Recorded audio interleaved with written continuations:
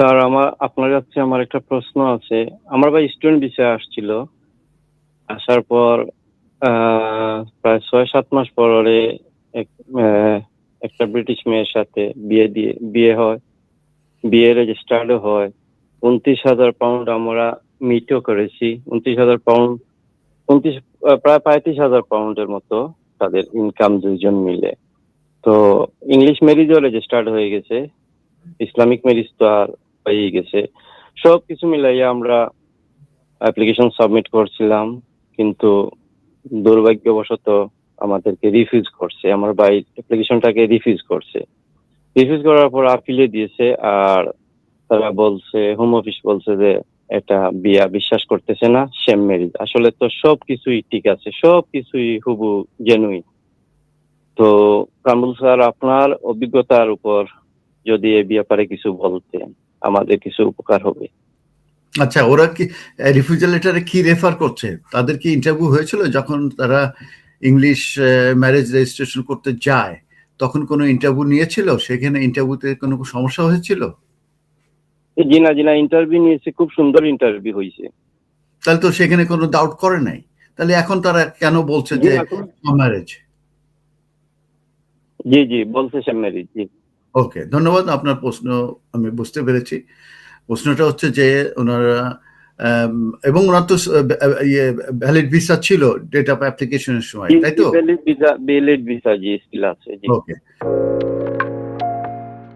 তো যদি স্পাউস হবে ব্রিটিশ সিটিজেন কিংবা সেটেল পারসন কিংবা কোনো প্রোটেকশনের যারা আছে, তাদের যদি স্পাউস হিসাবে যারা অ্যাপ্লিকেশন করবে তাদের ক্ষেত্রে কিন্তু কয়েকটি রিকোয়ারমেন্টস আছে। তার ভিতরে একটি হচ্ছে ফিনান্সিয়াল রিকোয়ারমেন্ট, যেটা হচ্ছে 29,000 পাউন্ড অ্যাটলিস্ট 6 মান্থ তাদেরকে এমপ্লয়মেন্ট, অথবা আপনার সেলফ এমপ্লয়মেন্ট। এটা যেহেতু ইন কান্ট্রি থেকে সুইচ করেছে, অতএব দুইজনে যৌথভাবে আলাদাভাবে হলেও কোনো সমস্যা নাই এই ইনকামটা।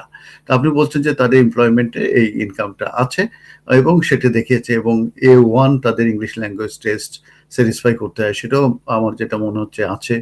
এরপরে accommodation without recourse to public fund. তো এই এই এই এই যে নলেজ অফ ইংলিশ, সেটা গেল, ফিনান্সিয়াল রিকোয়ারমেন্ট গেল, অ্যাকোমোডেশন গেল, এবং ম্যারেজ ইজ জেনুইন এবং সাবসিস্টিং। তো দেখালো যে সবগুলো মিট করেছে, শুধু ম্যারেজ ইজ নট জেনুইন এটার উপর বেসিস করে তারা রিফিউজ করেছে। কিন্তু আপনি যেটা বলছেন যে তারা কিন্তু ম্যারেজ রেজিস্ট্রেশন হয়েছে যখন, কারণ হোম অফিসের কাছ থেকে কিন্তু অ্যাপ্রুভাল নেওয়া হয়েছে, হোম অফিস কিন্তু ইন্টারভিউ নিলেও সেটাতে তারা কোনো রকম ডাউট কিন্তু পোষণ করে নাই। কিন্তু হঠাৎ করে যখন অ্যাপ্লিকেশন করা হয়েছে তখন তারা কিন্তু এগুলো বলছে। তো এটার বিরুদ্ধে অ্যাপিল করেছেন, এটা রাইটলি করেছেন এবং এটাকে চ্যালেঞ্জ করা উচিত।